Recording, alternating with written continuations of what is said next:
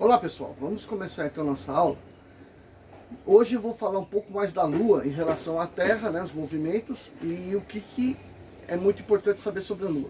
Mas antes disso, vamos dar uma retornada na aula anterior para deixar bem claro sobre os movimentos da Terra, para a gente poder ter um bom conhecimento desse assunto.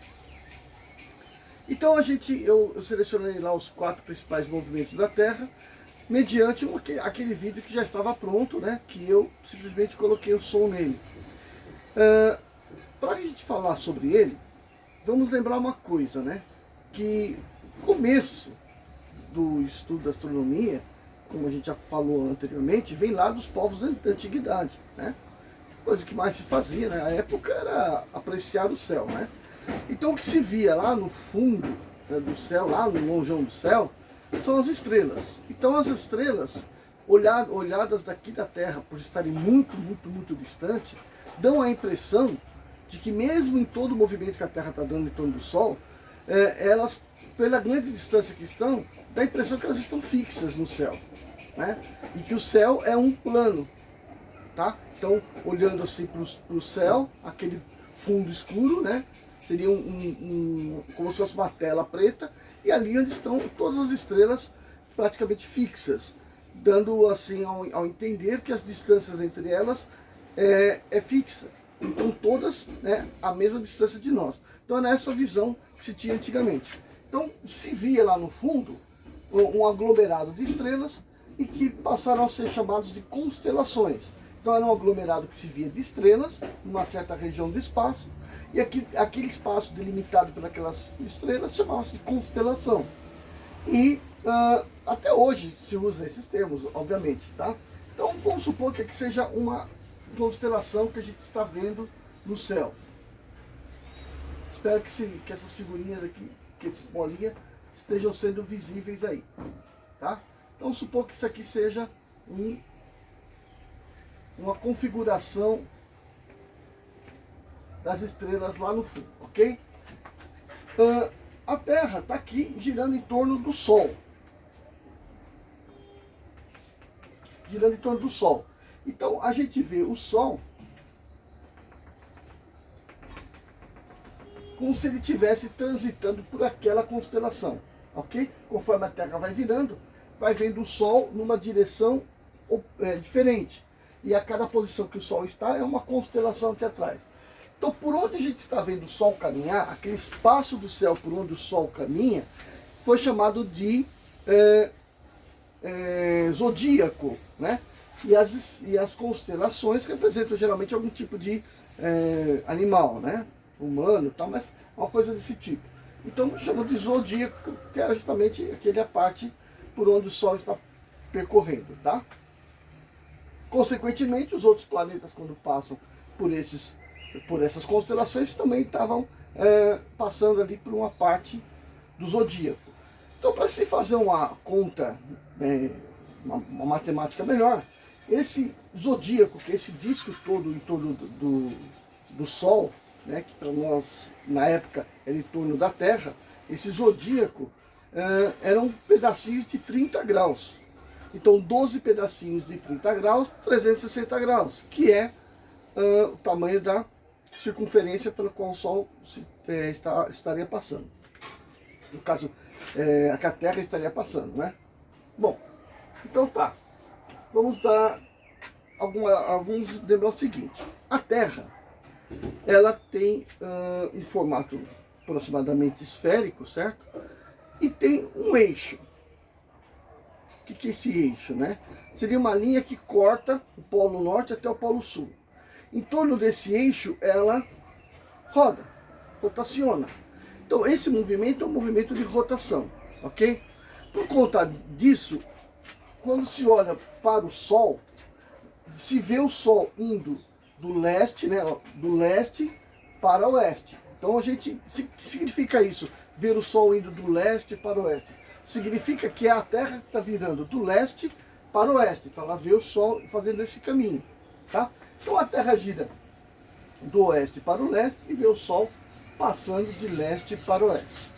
Bom, o que significa isso? Significa o dia, né? Enquanto está se vendo o Sol passando por sobre nós, é o dia, ok? Então essa aí, e quando o Sol se opôs lá, né, o outro parte do tempo onde nós não estamos vendo ele é a noite, né? Então esse é o primeiro fenômeno devido à rotação da Terra. Acontece que esse eixo da Terra, ele não é coplanar, ou melhor, ele não é perpendicular à órbita da Terra. Então ela é inclinada. Então a Terra não está assim, ela está rotacionando assim, né? Um eixo. A inclinação com a vertical é de 23 graus e meio, ok? Então ela tem uma inclinação e aí ela roda em torno do Sol com essa inclinação. Bom, o que essa inclinação faz? Faz com que uma parte da Terra, ou o hemisfério norte, ou no caso de cá, o hemisfério sul, né, receba maior quantidade de radiação, fique mais iluminado. Bom, o que importa essa questão de ficar mais iluminado, né? Então, por exemplo, significa que, olhando para o horizonte onde nasce o Sol, ele vai descrever no céu um arco de disco cada vez mais próximo do norte, né, do eixo norte da Terra. Então, conforme ele vai fazendo, se aproximando desse eixo norte da Terra, ele vai descrevendo um arco de disco maior do que aquele que ele não aparece. Isso faz com que o dia tenha uma duração maior do que a noite. Então, quanto mais a Terra está indo para a posição de máxima inclinação, o Sol está sendo visto cada vez mais para cima, fechando aquele ângulo de 23, né, fechando aqui, ou cada vez mais para baixo, dependendo do hemisfério que você está. Então, quando ele está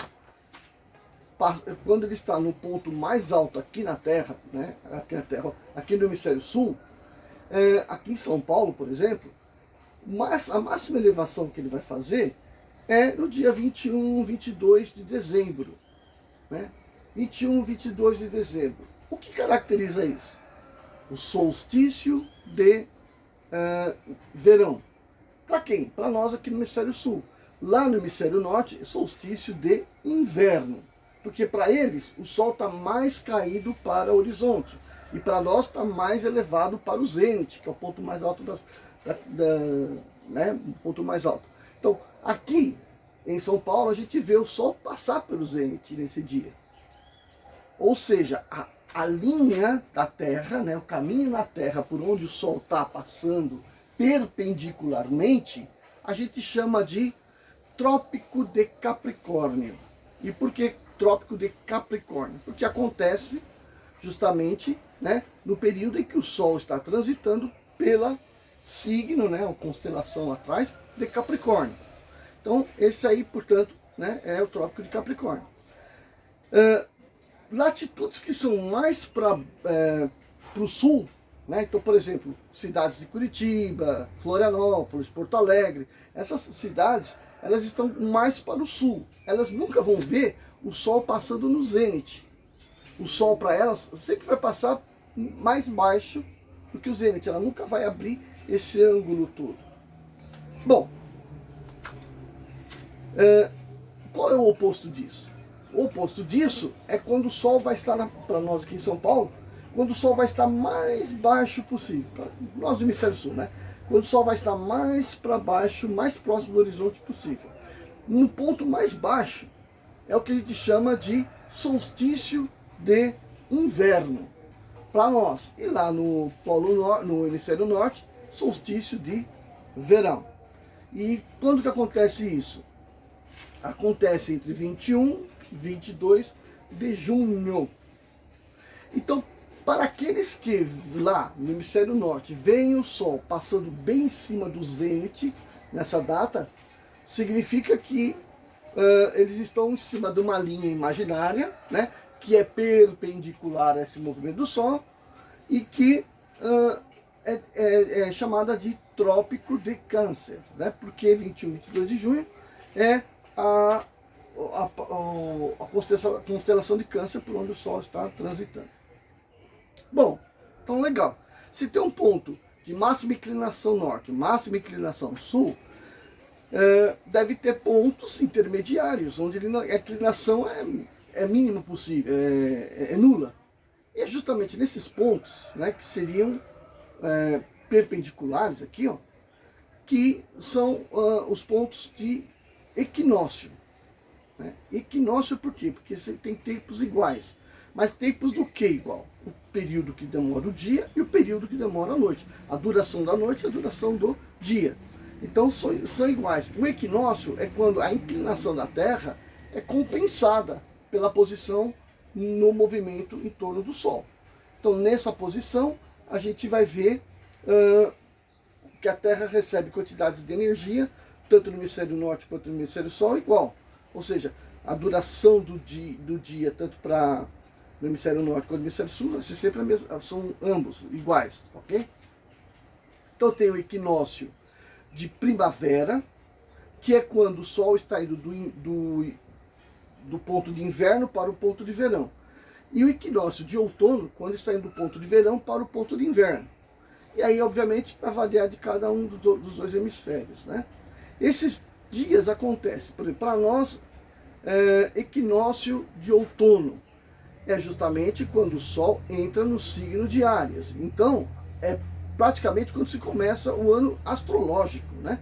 Que é a posição onde que você tem o equinócio, tudo igual, e no signo de Áries. E, oposto a ele, você vai ter o equinócio da primavera para nós aqui embaixo, que é quando o Sol está transitando pelo signo de Libra, tá? Então, a gente fala equinócio de primavera.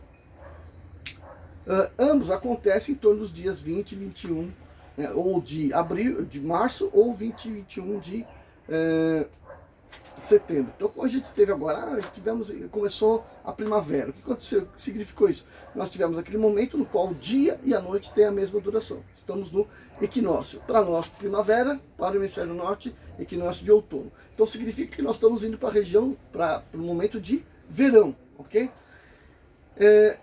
Então, veja, daqui até o solstício de verão, os dias vão ficando cada vez mais longos e as noites cada vez mais curtas.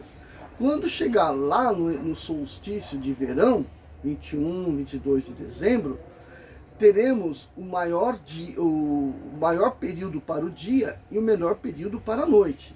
A partir desse dia, começa o movimento, situação contrária. Então, as noites vão ficando um pouquinho maior e os dias vão ficando um pouquinho menores. Até que chega no próximo, outro equinócio, aonde os dois têm a mesma duração e a partir daquele equinócio, as noites começam a ser um pouquinho maiores do que o dia. Isso daí varia em torno de 2 minutos por dia, uma coisa mais ou menos em torno disso daí. Bom, então é isso que a gente tem que estar sabendo isso, em relação ao movimento da Terra. Então, o primeiro movimento de rotação nos permite toda essa coisa aí, associado à inclinação da Terra e o seu período de translação. O que é o movimento de translação? O que é esse movimento de translação? É um movimento que a Terra executa ao longo da sua órbita, ok? Ele também é melhor classificado como movimento de revolução, já que ele está girando em torno do Sol. Então, movimento de revolução. Então, o segundo movimento da Terra, revolução ou translação, vai garantir para nós as estações do ano, né? Verão, primavera, outono e inverno. E, por exemplo, mas no inverno a gente tem uma quantidade de energia recebida do Sol que é um pouquinho menor do que aquela durante o verão. Isso garante todas as diferenças climáticas entre esses dois períodos, tá? Quando você tem o Sol exposto durante um tempo maior, significa que a quantidade de radiação que ele está mandando vai ser... a Terra está sendo exposta por um tempo maior, então há uma absorção maior dessa radiação. Outra, quando o Sol está mais a pino, né, mais acima da Terra, numa posição mais vertical, a área que ele ilumina, por exemplo, aqui embaixo, recebe toda a energia que ele está mandando. E é uma área mais ou menos em torno de um círculo, mais próxima de um círculo. Mas quando ele está caído para o período de inverno, essa área que vai receber essa mesma quantidade de energia, aliás, até a mesma quantidade de energia, mas por um tempo menor, ainda é maior, porque forma-se uma elipse aqui, recebendo essa energia. Então, você tem uma quantidade de energia sendo distribuída numa área maior e por menos tempo do que no verão. Então, isso aí que faz toda a grande diferença, tá? Bom, o terceiro movimento que o planeta Terra faz, que também é importante se saber, é o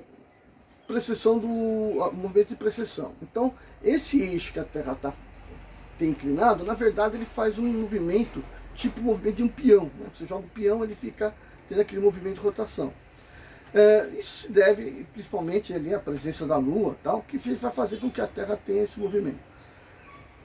Isto, né, no nosso dia a dia, né, não faz muita diferença para nós, mas ao longo de muitos anos vai dizer as eras que a gente está, né? Então a gente costuma falar, estamos entrando na era de Aquário, estamos na era de Peixes, a era de Áries, tal.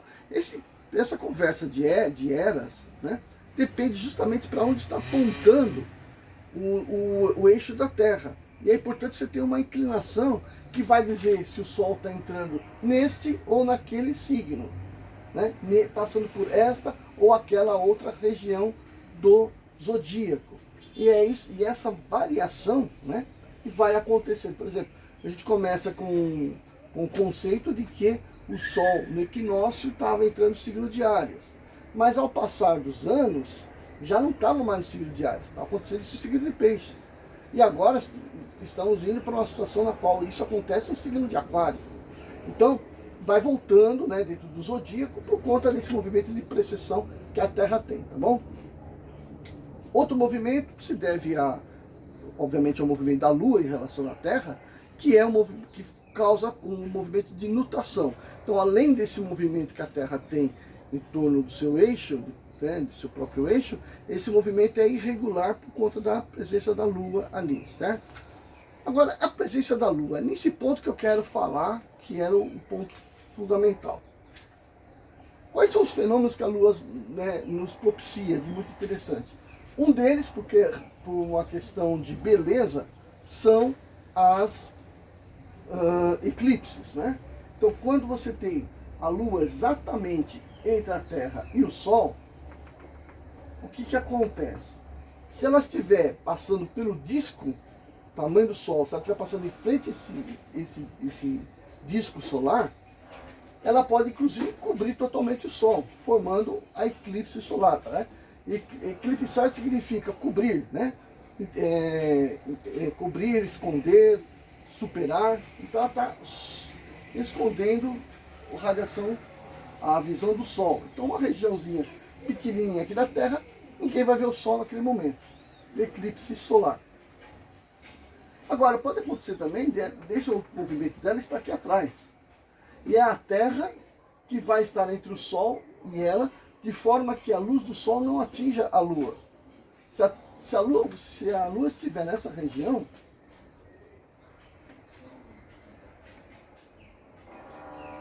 chamada de sombra,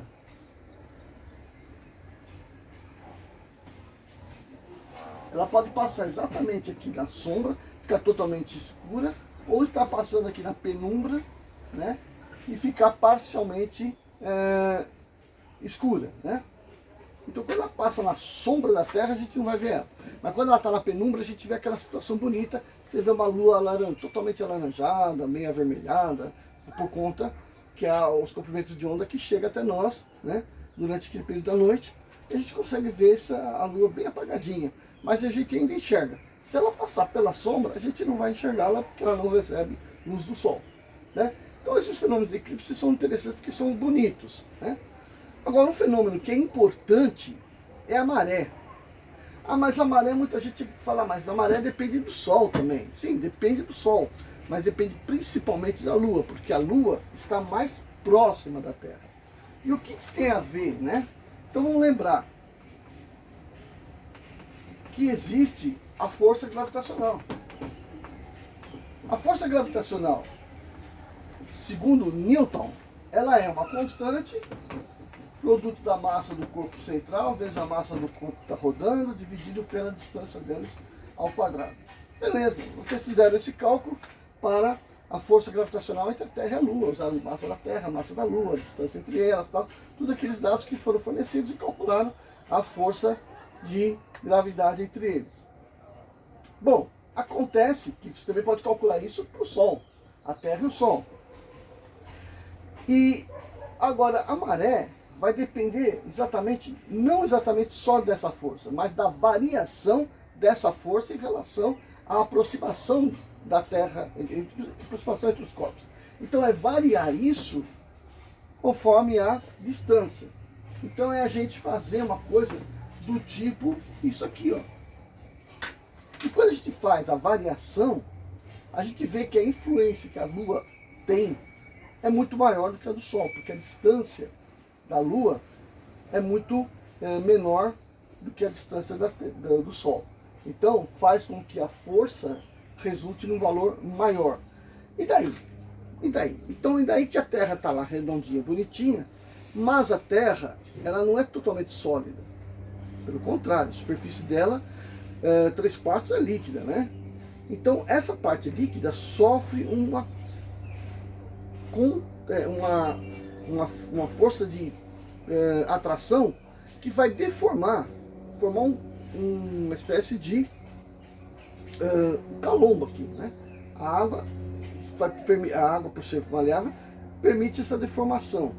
Então a gente tem um calombo voltado para a Lua.